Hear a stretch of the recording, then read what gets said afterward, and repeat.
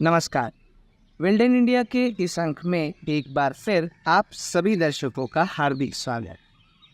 होली के रंगों से अपने जीवन को सराबोर कर हम अप्रैल महीने में प्रवेश कर सीखने की अगर बात हो तो हर रंग से हम कुछ सीख सकते हैं। सफ़ेद रंग शांति और सौहार्द का, केसरिया रंग बलिदान का, हरा हरियाली और प्रगति का प्रतीक है। मगर इन सब से ऊपर एक रंग है मानवता का, दूसरों के प्रति मर्म और अपनत्व के भाव का।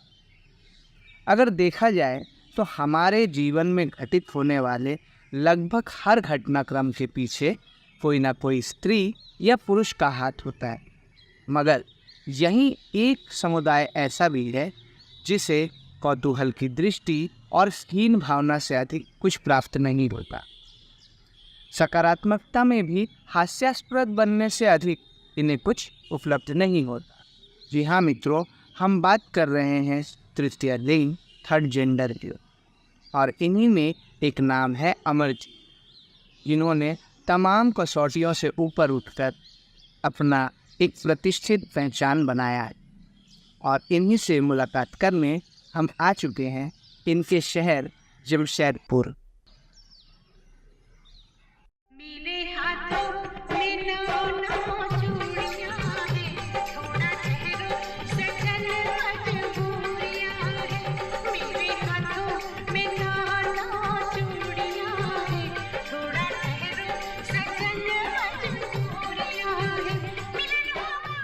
अक्सर हमने देखा है कि शादी ब्याह जैसे तमाम खुशियों के मौके पर इस समुदाय के लोग आते हैं और तालियां बजाते हुए दुआएं देते हैं। उनकी तालियों की आवाज़ एक ख़ास तरीके की होती है।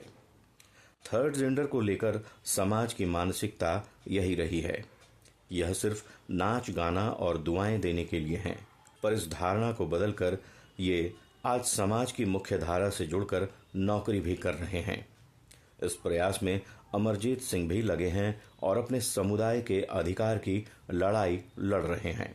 देखिए, समाज की अगर मैं बात करूंगी तो समाज में हमें लेकर के बहुत सारी भ्रांतियां हैं। जब मैं छोटी थी तो लड़कों की तरह मेरा रहन सहन होता था, और जब बड़ी हुई, जब मैंने साड़ी पहनना शुरू किया तो लोगों के बीच बहुत सारे प्रश्न उठ गए कि अबे ये तो लड़का था, ये लड़की कैसे बन गया। तो लोग हमेशा यही समझते हैं कि किन्नर पैदा होते हैं या किन्नरों में ये सब चीज़ें होती, ऐसा कुछ नहीं है। ईश्वर ने स्त्री और पुरुष को बनाया है, ईश्वर ने हमें बनाया है। कुछ भ्रांतियाँ समाज में है जिसे समाज को हमेशा लगता है कि हम कुछ नहीं कर सकते, हम सिर्फ नाच गा सकते हैं। जब मैं टाटा स्टील गई थी, फर्स्ट इंटरव्यू हमारा चल रहा था, उस जगह पे जब किन्नर की परिभाषा देखी गई तो वहाँ पे दिखाया, गूगल में किन्नर के बारे में बताया, किन्नर जो होते हैं वो नृत्य करने वाले होते हैं। तो हमेशा हम लोगों को नृत्य के तौर पे ही देखा कि हम बस नाचने गाने में इस्तेमाल होते, ऐसा नहीं है।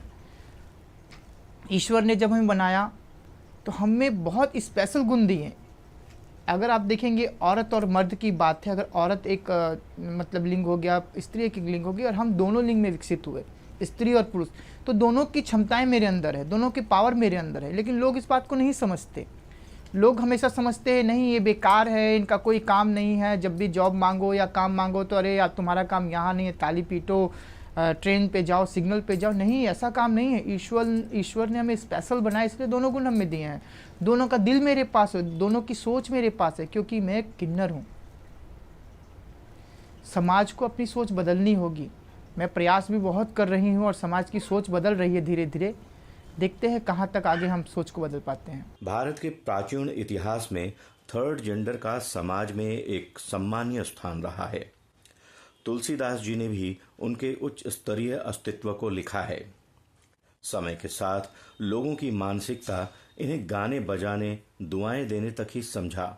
उनकी उपेक्षा ने इन्हें जीवन यापन के लिए ट्रेन या सिग्नल पर मांगने को मजबूर कर दिया। कुछ शादी ब्याह उत्सव में बधाई देने के काम में लग गए और कुछ अपने समुदाय के सुधार में, जिनमें से एक हैं अमरजीत सिंह। देखिए, हमारे समाज में गुरु चेला परंपरा चलती है। मैं अपने गुरु के नाम से ही जानी जाती हूँ। अगर मुझसे कोई पूछता है कि तू, अगर मैं कहीं भी जाती हूँ तो लोग मुझसे यही पूछेंगे किसकी चेला है। वो नहीं पूछेंगे तुम कौन हो, क्या करती हो, नहीं, सबसे पहले मुझसे पूछा जाए तू किसकी चेला है। तो मुझे अपने गुरु का नाम बताना पड़ता है कि मैं शकीला नायक जी की चेला हूँ, नीलू नायक जी की चेला हूँ, रेखा जी की हूँ। क्योंकि मेरी जो जिस गुरु परंपरा में मैं चेला हूँ वो हमारी शकीला नायक जी हैं, लेकिन मैं सभी को गुरु मानती हूँ क्योंकि सभी मेरे आदर्श हैं और सभी को मैं बहुत रिस्पेक्ट करती हूँ, वो भी मुझे बहुत मानते हैं। तो क्या होता है कि देखिए, कई बार ना हमेशा लोगों ने देखा है कि कुछ लोग बधाइयाँ करते हैं घरों में, जब बच्चा होता है या घर गृह प्रवेश हुआ या शादी हुई, लोग जाते हैं मांगने के लिए। वो मेरी गुरु की परंपरा से वो चलता रहा। जब प्रभु श्री रामचंद्र जी वनवास गए थे, जब वनवास चले गए थे तो उनके पीछे पीछे मर्द, औरत और कुछ किन्नर भी गए थे, कुछ जानवर भी गए थे। प्रभु श्री राम ने सबको लौटने को कहा, किन्नरों को नहीं कहा। जब प्रभु श्री राम वनवास से वापस आए, उन्होंने देखा कि किन्नर वहाँ पे बैठे रहे 14 साल तक प्रभु ने उनसे कहा कि तुम क्यों नहीं गए। उन्होंने कहा प्रभु आपने तो हमें कहा ही नहीं, आपने तो हमें छोड़ दिया। प्रभु श्री राम ने तभी किन्नरों को ब्लेसिंग दी, आशीर्वाद दिया कि तुम मेरे नाम से पूजे जाओगे, जिस घर में भी तुम जाओगे उस घर में बरकत होगी। इसे देखिए, किन्नर जो है दिवाली के टाइम पे बहुत ज़्यादा मांगते हैं, क्योंकि वो सिर्फ प्रभु श्री राम की दी हुई वो दिया हुआ वो आशीर्वाद था, जिसका इस्तेमाल हम आज भी करते हैं। आज भी जब किसी घर में बच्चा होता है, जब किसी घर में शादी होती है, शुभ कार्य में हम जाते हैं, शुभ कार्य में कभी नहीं जाते हैं, शुभ कार्य में हम जाते हैं, मांगते हैं। और कुछ लोग हैं जो अभी आप देखेंगे सिग्नल मांगते हैं, ट्रेन मांगते हैं, वो लोग भी काम करते हैं। क्योंकि देखिए, बधाई एक कल्चर है, वो एक सभ्यता है, परंपरा है जो शुरू से चलती आ रही है। उस परंपरा में बहुत सारी चीज़ें को हमें मानना पड़ता है, उस परंपराओं के साथ चलना पड़ता है। तो कुछ लोग उसको मानना नहीं चाहते हैं, तो वो क्या करते हैं, ट्रेन मांगने चल जाते हैं, सिग्नल मांगने चल जाते हैं और कोई भी काम करते हैं। लेकिन अगर परंपरा की बात करेंगे तो वो हमारा हिजड़ा परंपरा ही सबसे बड़ी पुरानी परंपरा है। अमरजीत को उनके घर वाले लड़के की तरह पालना चाहते थे, पर इन्हें गुड्डे गुड़ियों से खेलना पसंद था। अधिकतर मामले में देखा गया है कि थर्ड जेंडर के होने पर माता पिता उसे कहीं छोड़ आते हैं, समाज के तानों से घबरा जाते हैं कि लोग क्या कहेंगे। इस डर से एक मासूम को त्याग देते हैं, फिर थर्ड जेंडर के लोग ही इनका लालन पालन करते हैं। बचपन से ही उनको लड़की लोग का मतलब जैसा रहना करना और लड़की लोग का साथ ही ज़्यादा खेलने का उसका रुचि था और वही लोग का साथ खेलता था। गुड़िया उड़िया से बहुत उसको प्रेम था। वो लोग को लेके आना, लोग का कपड़ा सिलाई करना, ये सब में बहुत ही था। और देखिए अब इस लुक में हो गए हैं तो हम लोग कुछ ही नहीं करते। मेरा परिवार भी सब अपना लिए हैं, कोई मतलब हम लोग कोई नहीं है उसका लिए। स्कूल इसको भेजते थे, स्कूल नहीं जाती थी वो। मेरे को अच्छा नहीं लगता पढ़ने में, मैं नहीं पढ़ने जाऊंगी। स्कूल बदलते रहती थी, स्कूल से मैं उस स्कूल जाऊंगी, मेरे को अच्छा नहीं लगता है। तब वहाँ ऐसा है वैसा है, वहाँ लड़की लोग मेरे को ही करती है, तब परेशान करती है, लड़का लोग परेशान करता है। ज़्यादा मतलब पढ़ने में भी उतना इसका रुचि नहीं था और ना पढ़ना चाहती थी। अमरजीत सिंह का जन्म सन 1994 में भुरकुंडा झारखंड में हुआ है। कोई लड़का उनके साथ खेलना नहीं चाहता था, इसलिए घर पर ही यह रहता था। क्लास 6 तक सब कुछ ठीक था, रोज स्कूल जाना आना हो रहा था। पर जब हाई स्कूल जाने लगा तब लोगों ने अलग अलग नाम से पुकारना शुरू किया। यह एहसास कराया कि वह थर्ड जेंडर है। इसके साथ ही गलत हरकत भी इनके साथ करने लगे। तब उनके साथ शारीरिक शोषण भी हुआ, पर किसी ने सुना नहीं। हार कर इन्होंने स्कूल छोड़ दिया। स्कूल में थी जब मैं जिस बच्चों के साथ पढ़ती थी वो छोटे से ही मेरे साथ थे, मतलब नर्सरी से लेके LKG UKG 1 2 3 4 5 तक वो मेरे साथ रहे। 6th क्लास तक मैं वहीं पढ़ी क्योंकि प्राइमरी स्कूल था। तो मुझे पता ही नहीं चला कि मैं अलग हूँ, क्योंकि बचपन से वो मुझे चिढ़ाते थे, अरे तू तो लड़की है, तेरी लड़की जैसी आवाज़ है, कभी मेरे को लड़कियों के नाम देने। तो मुझे फ़र्क नहीं पड़ता था। फ़र्क तब पड़ा जब मैं 6ठी पास करके हाई स्कूल गई। हाई स्कूल जाने के बाद, क्योंकि वहाँ मेरे से मैच्योर लड़के थे जो 10th में पढ़ते थे, 9th में पढ़ते थे, उनको काफ़ी समझ थी। जब फर्स्ट डे स्कूल गई तो पूरा स्कूल मुझे देखने लग गया। मुझे ऐसा अनुभव होने लगा कि जैसे मंगल ग्रह से आ गई हूँ। लोग मुझे देखने लग गए, अजीब तरह की बातें करने लग गए, क्योंकि मैं लड़कियों के साथ स्कूल गई थी। सबने कहा कि एक बॉडीगार्ड लेके आया है, क्योंकि मैं लड़कों की तरह रहती थी। 1 महीना किसी तरह बीता, 2 महीना बीता, तो क्या होता था कि अब स्कूल में तो मैं ही इकलौती थी ट्रांसजेंडर। लेकिन मुझे लड़कों के साथ बैठना पड़ता था तो लड़के अजीब तरह की हरकतें करते थे, कभी छूना, कभी किस करना, मतलब अजीब अजीब तरह को टच करना। मैं नहीं समझ पाती थी क्योंकि उस समय ये गुड टच बैड टच था ही नहीं, वो तो अभी आया। और बहुत अच्छी बात है कि आज वो गुड टच बैड टच आया तो जो हमें पता चलता है कि कौन किस तरह से हमें छू रहा है। पहले ये चीज़ें नहीं होती थी तो मुझे पता ही नहीं चलता था। मैं दूध लेने भी जाती थी खटाल में ग्वाले के पास, वो भी मुझे अलग अलग जगह पे बिठाते थे और अलग अलग तरह की एक्टिविटी करते थे। मुझे मालूम नहीं चलता था ऐसा क्यों होता है, लेकिन जब मेरे साथ सेक्सुअल हरासमेंट हुआ तब मुझे पता चला कि ऐसा क्या था। तब मैंने घर में आके बताया कि नहीं, मुझे पढ़ाई नहीं करनी है, मुझे अच्छा नहीं लगता क्योंकि लोग टीच करते हैं, गंदी गंदी बातें करते हैं, अलग अलग नाम से पुकारते हैं। मेरा नाम अमरजीत है लेकिन कोई अमरजीत नाम से नहीं बुलाता, कोई छक्का कहता, कोई हिजड़ा कहता, कोई कुछ कहता, कोई कुछ कहता है। ये मेरा नाम, ये मेरी पहचान नहीं थी। मैंने अपनी पढ़ाई को 7वीं कक्षा में ही छोड़ दिया। अमरजीत सिंह ने अपने संघर्ष की लड़ाई नहीं छोड़ी। इन्होंने काम करना शुरू किया, कभी वेल्डिंग किया तो कभी कपड़े की दुकान में काम की। फिर एक समय ऐसा आया जब इन्होंने सोचा कि ईश्वर ने इन्हें अलग बनाया है तो जिस तरह थर्ड जेंडर रहते हैं वैसे ही रहे और अपना रहन सहन अपने समुदाय की तरह कर लिया। उसके बाद मैंने उस समय से काम करना शुरू किया। मैं मतलब कपड़े की दुकान पे मैंने काम किया। कभी मैंने मांगने को प्रेफर नहीं किया क्योंकि वो मांगना लोग सोचते हैं बहुत आसान है। एक दिन मैंने प्रयास किया, मुझे लगा ये मांगना आसान नहीं, बहुत मुश्किल काम है। मैंने कपड़े की दुकान पर 400 रुपये महीने में काम किया। उसके बाद मैं वेल्डिंग सीखी। जब वेल्डिंग सीखने गई तो बहुत कठिनाइयाँ शुरू में हुई थी, आंखों में वेल्डिंग लग जाती थी, रात रात भर सो नहीं पाती थी, बहुत तकलीफ़ होती थी। फिर मैंने CNC मशीन सीखी, CNC ऑपरेटिंग सीख करके मैंने GMT में CNC मशीन 6 वर्ष तक ऑपरेट की। फिर मुझे लगा कि मैं ये सब जो कर रही हूँ ये सही नहीं है, मुझे कुछ अलग करना चाहिए। फिर मैंने अपनी संस्था बनाई, उत्थान CBO कम्युनिटी बेस्ड ऑर्गेनाइजेशन, उसमें काम करना शुरू किया। जब यह समाज के सामने अपने समुदाय की तरह रहना शुरू किया तो धीरे धीरे सब साथ छोड़ने लगे। परिवार ने घर से निकाल दिया, समाज तो पहले से ही साथ नहीं था। तब इन्होंने उत्थान CBO NGO बनाकर थर्ड जेंडर के लिए काम शुरू किया। थर्ड जेंडर के लिए शौचालय, स्वास्थ्य के लिए तो इन्होंने काम किया ही, लड़ाइयाँ भी लड़ी, पर इनके साथ उनके प्रयास से पूर्वी सिंहभूम जिले में पहली बार थर्ड जेंडर का आधार कार्ड, पैन कार्ड और राशन कार्ड बनना शुरू हुआ। समाज की परिस्थितियों से मैं हमेशा संवेदित होती रहती हूँ। मनुष्यता के धर्म से कोशिश करती हूँ कि जुड़ी रहूँ और इस धर्म के धार्मिक होने के नाते इस संसार में जितने मनुष्य हैं और उनमें भी जो वंचित हैं, जो छूटे हुए लोग हैं, जो हाशिए पर हैं, उनके लिए कुछ करने की कोशिश करती रहती हूँ। बहुत बड़े समंदर में एक कतरे का क्या महत्व है ये तो नहीं जानती हूँ, पर कतरा जाता है तभी समुंदर बनता है। इसी बात में विश्वास रख के अपना कदम आगे बढ़ाती रहती हूँ। हमारे साथ अमरजीत जुड़े थे और इसी कोशिश में, इसी कतरे की एक कोशिश में मैं अमरजीत जी से जुड़ी। अमरजीत जी से जुड़ने का एक बड़ा ही सुहाना वाक़या है कि मैं भोजपुरी पत्रिका अंगना निकालती हूँ और पिछले 17 वर्षों से लगभग मैं इस पत्रिका को निकाल रही हूँ। जाने क्यों मन में आया कि एक अंक इस पत्रिका का उनके लिए भी निकले, मातृशक्ति की ये पत्रिका है और उनके लिए भी निकले जिनके लिए माता पिता कम पड़ जाते हैं। और उस समय मैंने ये सोचा कि मैं ट्रांसजेंडर अपने भाई बहनों के लिए एक पूरा विशेषांक निकालूंगी।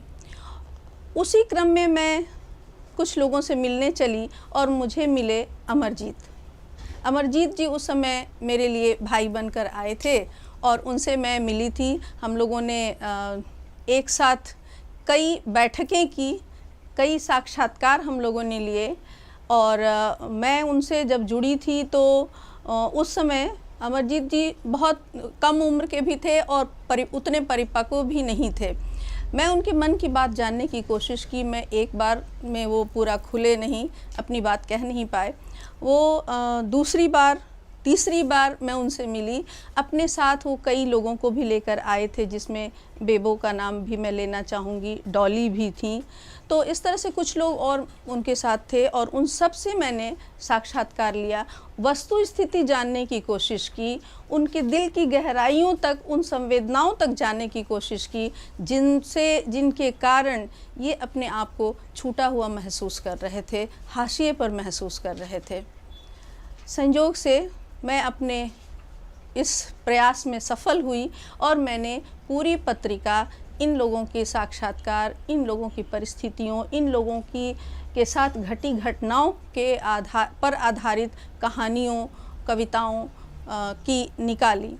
यह पत्रिका भोजपुरी साहित्य में निकली और दूर दूर तक गई, मॉरिशस तक गई, और बार बार मुझे कई पत्र आए इस पत्रिका के लिए कि मैंने एक साहसिक कदम उठाया है और ऐसे लोगों के लिए मैंने इस पत्रिका को डेडिकेट किया है, इस पत्रिका को समर्पित किया है, जिनके लिए लोग जल्दी हाथ बढ़ाते नहीं हैं। यहाँ तक कि IIT से आए एक प्रोफेसर ने मुझसे इस पत्रिका के विमोचन के समय उन्होंने कहा था कि जिन लोगों को लोग अपने अंगना में स्थान नहीं देते हैं, उनको संध्या ने अपने अंगना में बुलाया है। यह बात IIT के प्रोफेसर ने खुले मंच से कहा था और इस तरह से उन्होंने बहुत बड़ी बात कही थी इन लोगों के लिए कि ये इनका भी स्थान अंगना में होना चाहिए, ये भी अंगना के ही एक वासी हैं, इनको अंगने से बाहर हम क्यों रखते हैं। तो इस अंगना पत्रिका में इनके आने की यही दास्तान रही और मैं इसी तरह से अपनी पत्रिका के माध्यम से इनसे जुड़ी और संबंध इतना गहरा हो गया, इतना प्यारा हो गया कि हम लोग आपस में हमेशा बात करते रहते थे और इनकी समस्याओं से मैं हमेशा पूछती रहती थी कि कोई बात है, कोई ज़रूरत है। कुछ ही दिनों के बाद कोरोना का आक्रमण हुआ और कोरोना के आक्रमण में मैं ये सोच रही थी, अचानक मैंने यूं ही पूछा फ़ोन करके कि अमरजीत जी क्या हाल चाल है आप लोगों का। तो अमरजीत जी तो काफ़ी दुखी दिखे और उन्होंने कहा दीदी ठीक ठाक तो हूँ, लेकिन कह के उन्होंने छोड़ दी बात वहीं पर। मुझे ऐसा लगा सरकार, समाज के बहुत बड़े बड़े प्रतिष्ठित लोग, नेतागण और जिन्हें यश और वैभव कमाना था, नाम अपना लेना था, वो तो बहुतों को सहायता कर रहे थे।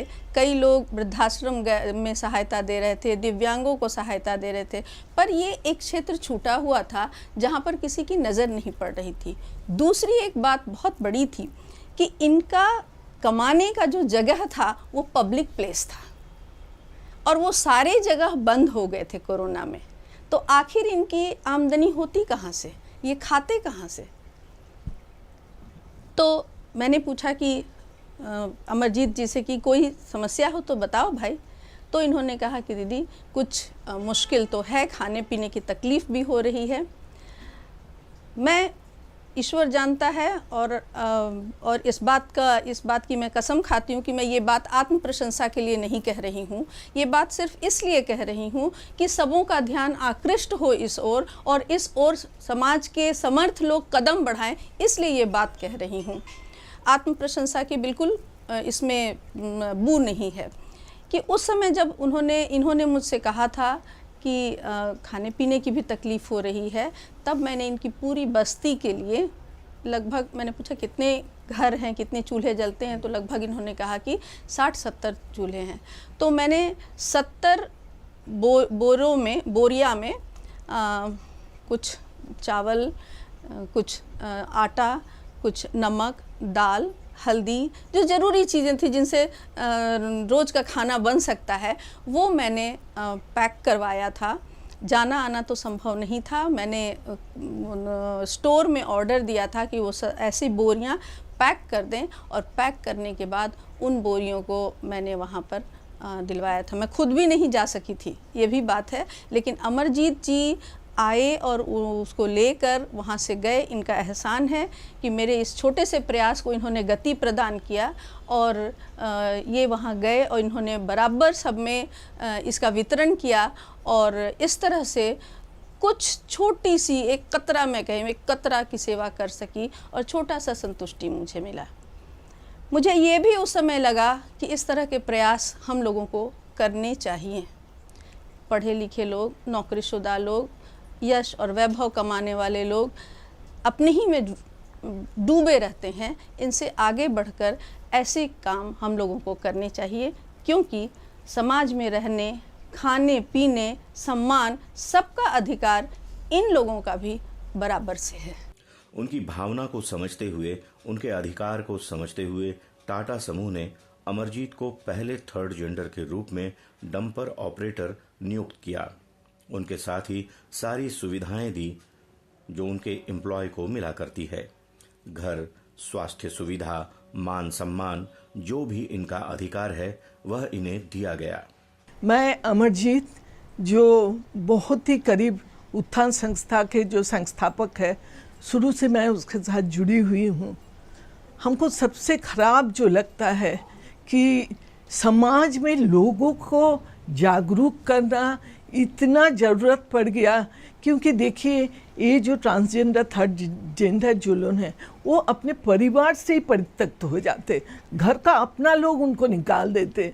जिनको अपना लोग निकाल देते, पराया उनको अपना करना ये तो बहुत मुश्किल काम है, लेकिन समाज में धीरे धीरे इसका एक जागरूकता भी आ रही है। और एक बात है कि अर्धनारीश्वर हम लोग पूछते हैं, लेकिन यही अर्धनारीश्वर तो एलुन का है, तो एलुन का अपना क्या कसूर है? ये तो भगवान की सृष्टि है। हम आप जैसे जन्म लिए हैं, वो भी वैसे ही जन्म लिए, तो इनका अपना तो कुछ कसूर नहीं है। तो अभी समाज में चाहिए का उन लोगों को एक अच्छा जगह पर अपना जीविका निर्वाह करने का एक रास्ता दिखाना। जैसे टाटा स्टील अभी कुछ ऐसे कर्मियों को अपना टाटा स्टील में जॉब दिया है, लेकिन हम चाहते हैं कि ये जो लोग रास्ते में भीख मांगते हैं, चाहे पैसा मांगते हैं सबसे, इससे कम से कम वो लोग उभर के आए। क्यों? कि ये सब में क्षमता है। ये लोग कोई एक मॉल में भी जाके सेल्स गर्ल का काम कर सकती, लेकिन काम देगा कौन? काम देगा से जो मालिक है। तो उस मालिक में अगर इतना जनजागरण, इतना चेतना, इतना मानविकता नहीं होगा तो कैसे लोग आगे बढ़ेंगे? लेकिन जो स्थिति कुछ साल पहले था, अभी वो धीरे धीरे आगे बढ़ रहा है, क्योंकि आप देखें सरकार के तरफ से भी प्रयास जारी है। क्योंकि अभी कोई जॉब में जब अप्लाई करता है, उस फॉर्म में लिखा रहता है कि मेल फीमेल अदर, ये जो अदर है यही है थर्ड जेंडर। तो थोड़ा थोड़ा तो जागरूकता है, लेकिन बहुत ही स्लो प्रोग्रेस है। इसको और भी आगे बढ़ाना हम सब, आप सब मिल के ही कर सकते हैं। और मेरा सब से निवेदन है कि आप लोग आगे बढ़ के आइए। समाज में अगर उन लोगों का स्थिति को बदलना है तो जन जागरण का बहुत जरूरी है। अपना सोच में परिवर्तन लाना सबसे जरूरी है। समाज को परिवर्तन आप तब कर सकते जब अपने आप में आपका सोच का परिवर्तन कीजिए। उनकी अपनी पहचान है। ईश्वर ने इन्हें ऐसे ही रूप में जन्म दिया है। आज हमें इनके प्रति भ्रांतियों को तोड़ना होगा, छोड़ना होगा। हमें अपनी सोच को बदलना होगा। इन्हें तानों के बजाय औरों की तरह प्यार दें, इनका साथ दें। उनके जन्म के बाद इन्हें दुत्कारें नहीं, इन्हें भी पढ़ाएं, लिखाएं, एक काबिल इंसान बनाएं। जमशेदपुर में काम करते करते मैं चाईबासा पहुंची, चाईबासा काम करते करते रांची पहुंची, रांची करते करते धनबाद पहुंची। इन ज़िलों में मैंने काम करना शुरू किया। वहाँ से कम्युनिटी को उठाया, आगे लेकर के आई, उनको बताया कि हम ऐसे हैं तो हम कुछ अलग करें। क्यों हम मांग रहे हैं, बधाई पे जा रहे हैं या कुछ चीज़ें, वो बहुत ज़रूरी है, मांगना भी ज़रूरी है, क्योंकि बधाई जो कल्चर वो परंपरा से चलता है, उसको हम बदलेंगे नहीं और बदलना भी नहीं चाहिए, उसको सहयोग देना चाहिए। क्योंकि जो परंपरा से चलता रहा वो देखिए, कभी आपके दुख में वो आपके यहाँ मांगने नहीं आते, सुख में आते हैं। और सुख कब होता है? जीवन में आपकी एक बार शादी होती है, 1 से 2 बार ही बच्चे होते हैं, उससे ज़्यादा कुछ नहीं होता। वो एक ही बार आपके यहाँ या 2 बार, उससे ज़्यादा वो लोग नहीं आते हैं। तो ये अलग बात है। तो मैंने उस परंपरा को नहीं अपनाया। एक दिन मैं मांगने गई थी, एक दिन मैंने प्रयास किया काली मंदिर पार्टी में। जब मैं मांगने गई, जब मैंने ताली ठोकी, हाथ आगे बढ़ाया, तो मैंने दिन भर में करीब मैंने 4 घंटे वहाँ बिताए, मुझे सिर्फ 10 रुपये मिला। तब मुझे लगा कितना कठिन है। मैं हमेशा सोचती थी मांगना हाथ फैला देना कितना आसान होता, लोग दे देते, नहीं, बहुत मुश्किल है। हाथ ताली मार के हाथ फैलाना आसान काम नहीं है। तो उस काम को मैंने नहीं अपनाया, मैंने अपनी संस्था बनाई, संस्था के साथ अपने लोगों को उठाया, लोगों को जोड़ना शुरू किया। जोड़ते जोड़ते अलायंस इंडिया का वजूद प्रोजेक्ट हमारे पास आया, उससे हमारी संस्था और स्ट्रांग हुई। आज भी अलायंस इंडिया का प्रोजेक्ट हमारे पास चल रहा है, NNTP का प्रोजेक्ट चल रहा है। हमारी जो गुरु है लक्ष्मी नारायण त्रिपाठी जी, उनके सहयोग से वो प्रोजेक्ट हमें मिला है। दीपिका दी के सहयोग से हमें प्रोजेक्ट मिला है। आज उसके तहत हम काम कर रहे हैं और ये काम सिर्फ जमशेदपुर नहीं है, आसपास के ज़िलों में भी हो रहा है, जिसमें हम तृतीय लिंग समुदाय को एक पहचान दे रहे हैं। जो पहचान हमारी खो गई थी, जो पहचान समाज ने हमें खोने पे मजबूर कर देता, उस समाज को हम उस सोच को हम फिर से उखाड़ के समाज में ला रहे हैं। आज हम डिस्ट्रिक्ट ऑफिस जाके लड़ रहे हैं कि हमें अधिकार मिले, हमें आवास मिले, हमें शिक्षा मिले, हमें रोजगार मिले। हम टाटा स्टील से बात करें, टाटा स्टील से भी हमने कहा है कि जो पढ़े लिखे ट्रांसजेंडर नहीं है उनके लिए टाटा स्टील कुछ करे। टाटा स्टील फाउंडेशन से सौरभ सर से हमारी बात हुई है, वो उनके लिए करेंगे, उनको पढ़ाएंगे, उनको सक्षम बनाएंगे ताकि आने समय में वो भी जॉब ले पाए।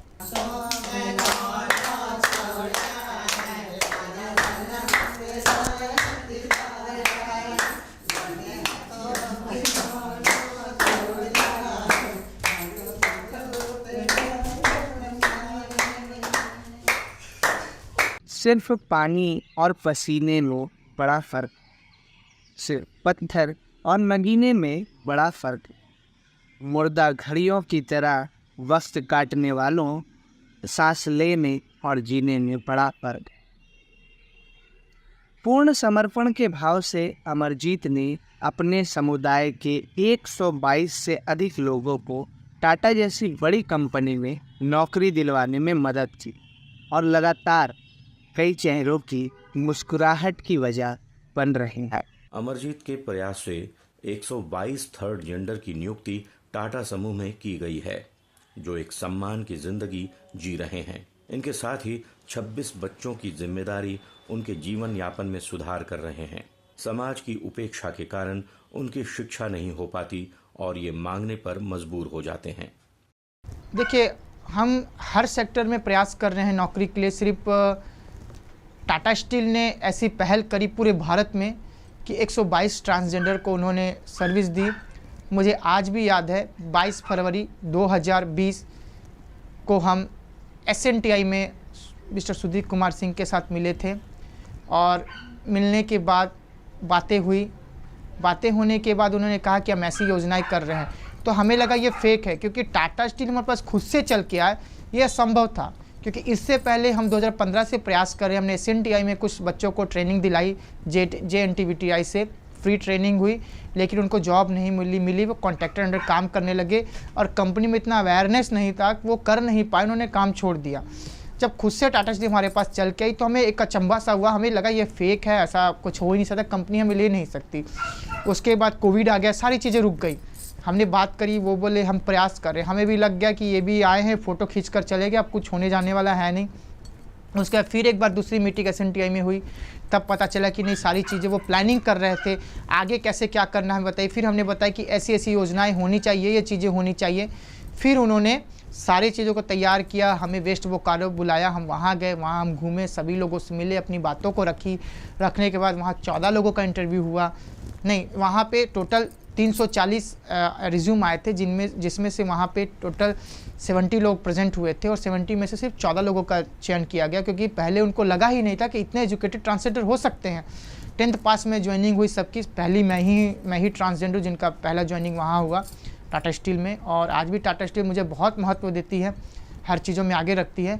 आज पूरे भारत से 122 ट्रांसजेंडर यहाँ पे वर्क कर रहे हैं, ट्रांसमेन ट्रांसवुमेन, और जो भी कंपनी की सुविधाएं होती हैं वह हमें मिल रही है। क्वार्टर मिल रहा है, मेडिकल मिल रहा है, फैमिली को मेडिकल मिल रहा है, पेंशन मिल रही है, सारी चीज़ें हमें हो रही हैं हमारे साथ में। अमरजीत के कामों की वजह से लोग उन्हें सम्मान देते हैं। विभिन्न संस्थाओं ने सम्मानित भी किया है। आज उनकी पहचान किसी परिचय की मोहताज नहीं है। कई कार्यक्रमों में उन्हें मुख्य अतिथि के तौर पर बुलाया जाता है। महिला दिवस जैसे कार्यक्रमों में उन्हें मुख्य अतिथि के तौर पर बुलाया गया। बहुत सारे बच्चे हैं, 26 बच्चे मेरे साथ जुड़े हैं।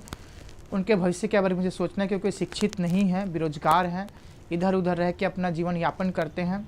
मैं अभी टाटा स्टील में कार्य करती हूँ, लेकिन दोनों चीज़ें मैं साथ में नहीं कर पा रही। पिछले 8 महीनों से मैं 6 से 7 महीने हो गए मैं ड्यूटी नहीं जा पा रही हूँ, जो मेरे लिए बहुत मुश्किल होता है। अगर मैं काम करती हूँ तो मैं अपने बच्चों को नहीं देख पाती, मैं जा नहीं पाती, लड़ नहीं पाती, क्योंकि हर 5 दिन मुझे रांची जाना होता है या दिल्ली जाना होता है, क्योंकि अपनी बातों को रखना होता है। और कंपनी में काम करने के साथ मैं दोनों चीज़ों को नहीं कर पा रही हूँ। कल ही कंपनी की तरफ से मुझे चार्जशीट मिल गया कि आपको क्लियर करना होगा कि कैसे करना है। तो मैं जॉब छोड़ने को तैयार हूँ, लेकिन मैं अपने काम को छोड़ने को तैयार नहीं हूँ, क्योंकि सिर्फ अपने लिए सोचना मुझे नहीं है, क्योंकि मेरे समाज के और भी बच्चे हैं जिनको बहुत कुछ करना है। वो आगे कुछ करना चाहते हैं, कुछ बनना चाहते हैं, उनके अंदर बहुत सारे एम हैं। अभी उनकी योजना है कि मेरे को हमेशा बोलते हैं, अम्मा हम एक छौ नाच की टीम तैयार करेंगे, हम नेशनल तक जाएंगे झारखंड के इस छौ नाच को लेकर के। लेकिन कहाँ करेंगे, हमारे पास जगह नहीं है। हम कहीं पे अगर जैसे मैं अभी टाटा स्टील के क्वार्टर में रह रही हूँ, अगर मैं किराए पे मकान लेने जाऊँगी मुझे घर नहीं मिलेगा। आज जब मुझे चार्जशीट मिल गई है तो मेरे लिए सबसे बड़ा पहला क्वेश्चन उठ गया कि मैं कहाँ जाऊँ। तो ये दुविधा मेरे साथ है, सिर्फ मेरे साथ नहीं, मेरे समाज के हर एक व्यक्ति के साथ ये दुविधा है कि उन्हें घर नहीं मिलता किराए पे। अगर मिलता भी तो ऐसी जगह पे मिलेगा जहाँ पे रहने लायक जगह नहीं है, और अगर उनका किराया 2000 रुपये तो हमारे समुदाय के लोगों से उसका किराया 4000 रुपये लिया जाता है। तो ये सोचे कितनी दुखद चीज़ें हैं कि हम जो कमाने वाले नहीं हैं, हमारे परिवार साथ नहीं देता, समाज साथ नहीं देता, और समाज हमारे साथ ऐसा करता है। दिक्कतें बहुत है, अगर हम गिनने भी बैठेंगे तो मतलब कि दिक्कतें ही दिक्कतें निकलेगी, निवारण नहीं निकलेगा। लेकिन निवारण किसको करना, हमें करना, और मैं करूँगी। हमने ठान लिया, हमारे साथ और भी लोग जुड़े हैं। हम मिल के हमेशा डिस्ट्रिक्ट कलेक्टर के पास जाते हैं, हर डिस्ट्रिक्ट में मिलते हैं, उनसे अपनी बातों को रखते हैं। मंत्रालय जाते हैं, मंत्रालय में जाके अपनी बात करेंगे, सर ये सब चीज़ें होनी चाहिए। क्योंकि आज तक अगर आप देखेंगे, अगर हम हॉस्पिटल जाते हैं तो हॉस्पिटल में महिलाओं के लिए और पुरुषों के लिए जगह थी, ट्रांसजेंडर के लिए नहीं थी। आज हमने फाइट करके सदर अस्पताल में अलग से ट्रांसजेंडर के लिए अलग से विंडो बनाया है, ताकि अब हम जाएँ तो अपनी लाइन में लगें।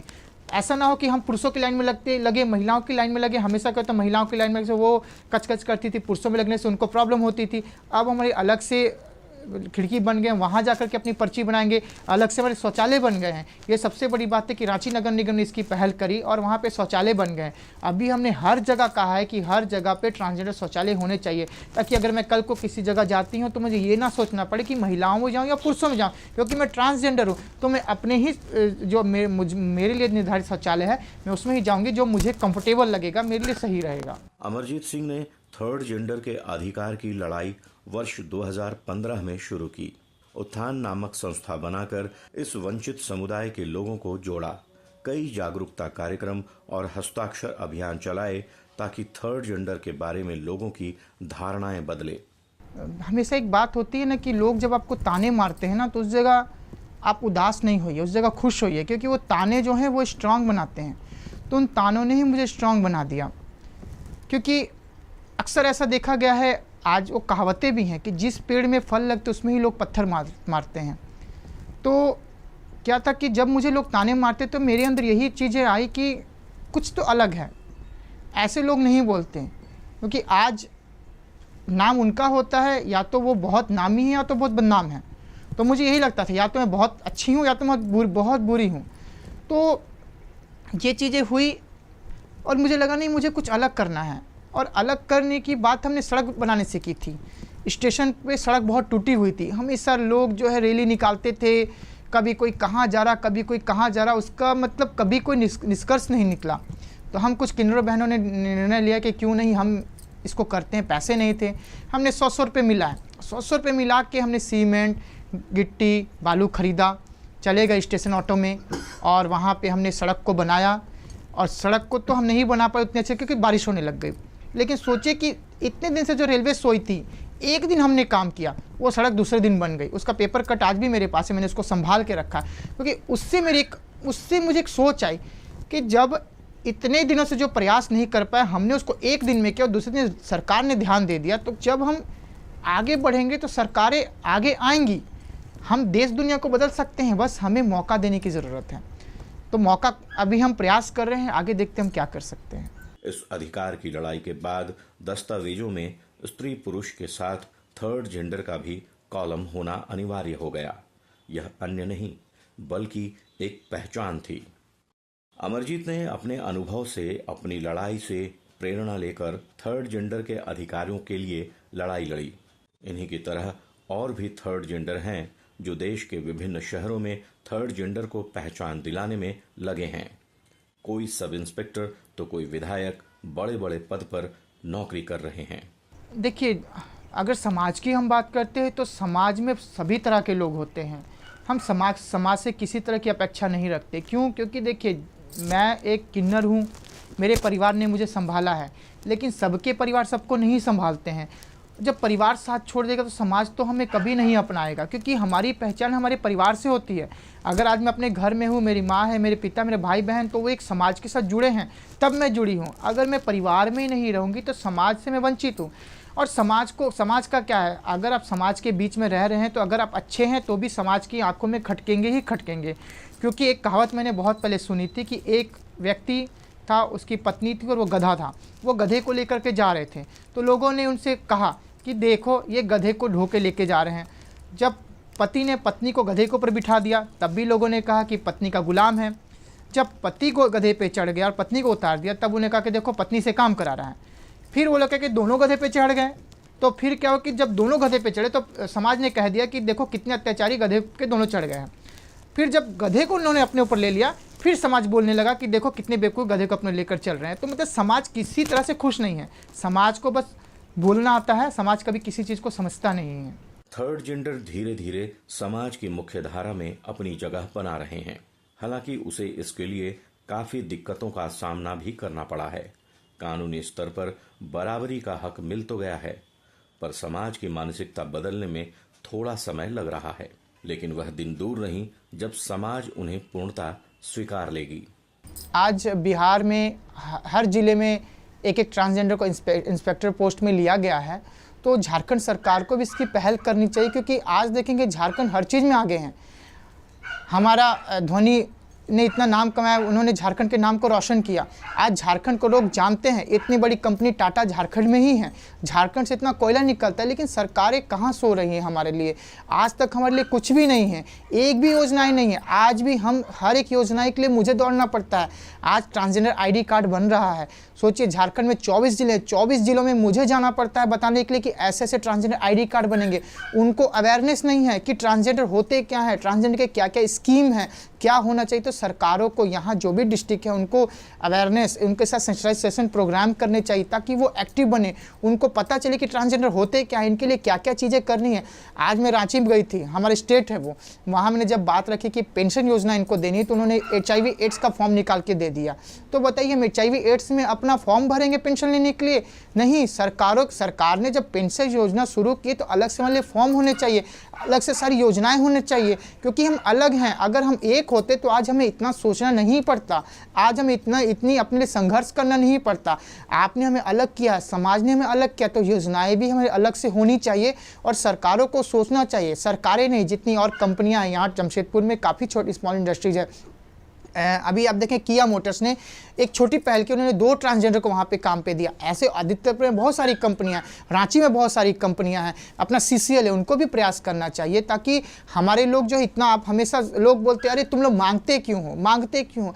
अरे मांगने के लिए आपने छोड़ दिया है, आप हमें मौका तो दीजिए, हम खरे उतरेंगे। अगर आज आप देखेंगे जिस तरह टाटा ने पहल करी है, टाटा ने क्या कह दिया कि आप 10th पास हैं तभी आपको लिया जाएगा। लेकिन हम लोग पढ़े लिखे नहीं होते। मैं भी हो सकता है टाटा में नहीं रहती, क्योंकि मैं 6ठी तक पढ़ाई करी, उसके बाद मैंने प्राइवेट से 10th दिया, इंटर दिया। अगर आज मैं भी 6ठी पास होती तो शायद मैं भी जॉब नहीं कर रही होती।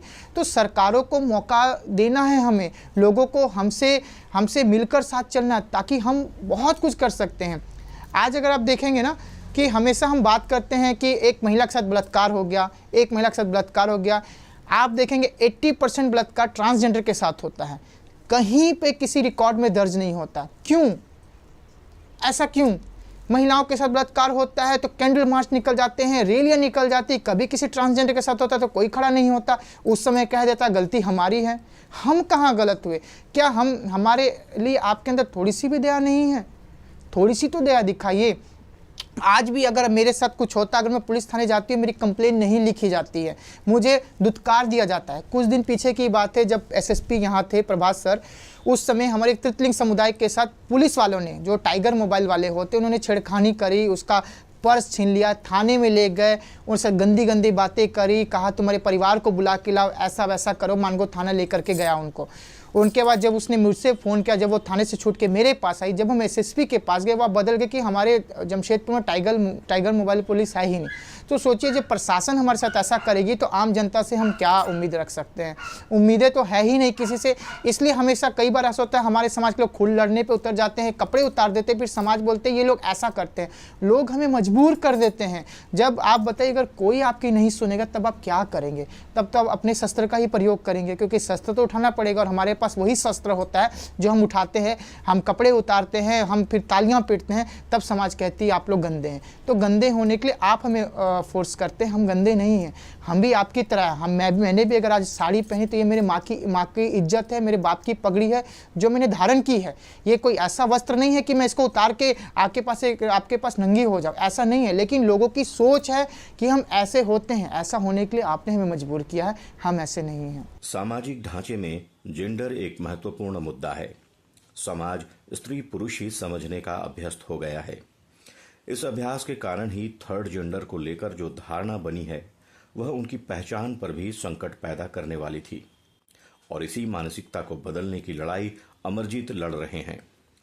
थर्ड जेंडर की पहचान के लिए समाज की स्वीकृति और संवैधानिक मान्यता दोनों बहुत जरूरी थे। यह मैं भी हूं की लड़ाई थी जिसे कम ही लोगों ने समझा, लेकिन 15 अप्रैल 2014 को सर्वोच्च न्यायालय द्वारा दिए गए फैसले ने थर्ड जेंडर को संवैधानिक अधिकार दे दिया, और उसके बाद 5 दिसंबर 2019 को राष्ट्रपति से मंजूरी मिलने के बाद थर्ड जेंडर के अधिकारों को कानूनी मान्यता मिल गई। मैं एक उत्थान सीबीओ झारखंड एक संस्था है जिसमें मैं अपने ट्रांस बहनों को लेकर मैं काम करती हूँ, उसकी कमेटी मोबिलाइज़र हूँ मैं। जैसे उनमें जैसे किसी का ट्रांस कार्ड या फिर उनको जो भी सारी जो उनको दी जाती है उस सुविधा का लेकर हम काम करते हैं उनको लेकर। और जैसे हम यहाँ से लेकर हम CKP धनबाद रांची वहाँ पर जितने भी हैं उन सब बीच में लेकर उन सब के लिए हम काम करते हैं। और जैसे देखा जाए कि अगर जैसे मैं जो भी है तो मैं सबसे पहले ये बताना चाहूँगी कि मैं चवासा से हूँ और मैंने 10th स्टैंडर्ड तक मैंने पढ़ाई किया है। उससे आगे मैं पढ़ना चाहती थी लेकिन वो मेरे से हो नहीं पाया क्योंकि घर पे ना उतने मेरे सपोर्टेड थे ना कुछ ऐसा।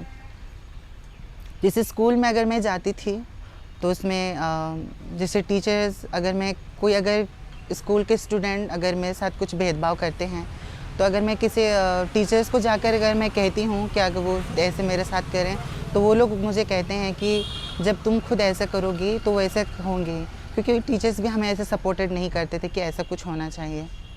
तो उसके आगे मैं कभी पढ़ नहीं पाई। उसके बाद मैं स्कूलिंग मैंने बंद कर दी वहाँ से। उसके बाद घर वालों ने मुझे बोला कि तुम्हारे वजह से हमें बेइज्जती होती है, बदनामी होती है, तो तुम हमारे साथ मत रहो। तो ऐसा उन्होंने कहा तो मैं उसके बाद मैं घर से भाग गई। तो घर से भागने के बाद मैं इधर उधर घूमी, मैं सोचती रही कि मैं कहाँ जाऊँगी, किन के पास जाऊँगी।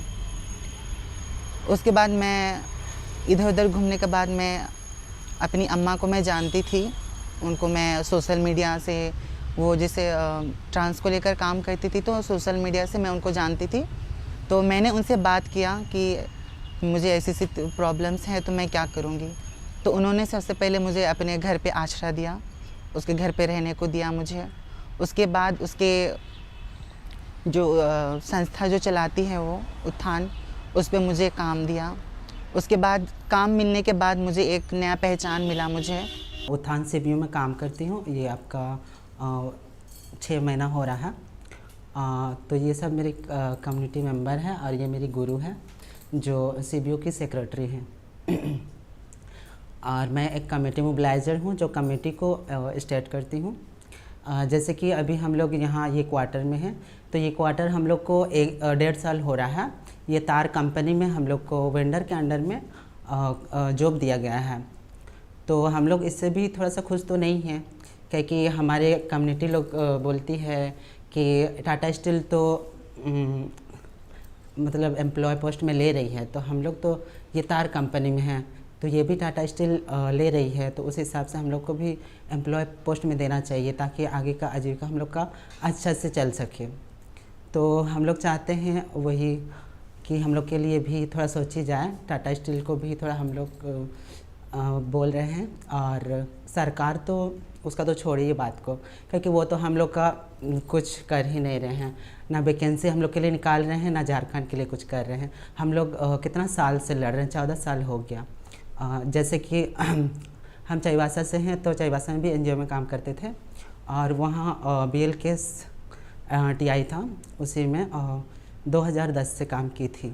पहले मेरे को इस चीज़ में बहुत डर लगता था उनसे मिलना, मतलब पता नहीं कम्युनिटी के साथ कैसे काम कर पाएंगे, नहीं कर पाएंगे। फिर धीरे धीरे उन लोगों के साथ मिले, कुछ लोग बहुत अच्छे, बहुत सपोर्टिव है। इनके जो मतलब जिन लोगों के साथ हम लोग काम करते हैं वो लोग तो बहुत ही ज़्यादा सपोर्ट करते हैं। और जो बधाई कल्चर वाले, थोड़ा बहुत हम लोग को दिक्कत होता है उनके साथ, दरियार में घुसने नहीं देते। लेकिन कुछ दरियार ऐसे हैं जो हाँ अलाउ करते हैं, वो लोग बात करते हैं, चीज़ों को समझते हैं। लेकिन बहुत लोग हैं कि वो गुरु चेला वाले सिस्टम से निकलना नहीं चाहते हैं, काम करना मतलब चाहते हैं बट आ नहीं पाते हैं। ये सब चीज़ें इनके साथ रह के सीख रहे हैं, देख रहे हैं ये सब।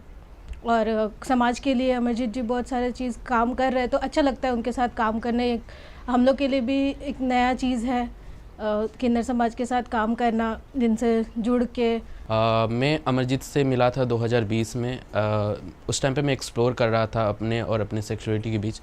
तब मैं अमरजीत जी से हम सफ़र के थ्रू उनसे कांटेक्ट हुआ था और मैं उनसे मिला था और उनके साथ मैंने काम करना चाहा। और हमने एक पेज बनाया उस टाइम पे, और जिसके थ्रू उस टाइम पे कोविड चल रही थी, तो हमने ऑनलाइन अवेयरनेस करना चालू किया उस टाइम पे।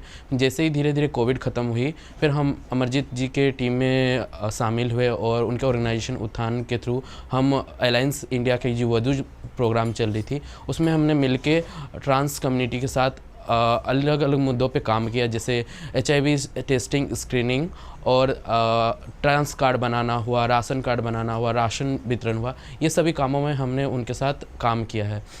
अभी फ़िलहाल हम जब बोलते हैं कम्युनिटी के बारे में, तो बहुत सारे धारणाएं रहती है कि कम्युनिटी बहुत ज़्यादा रूड हो जाती है, बिकॉज़ हम कभी कम्युनिटी के साथ उतना ज़्यादा मिले ही नहीं हैं।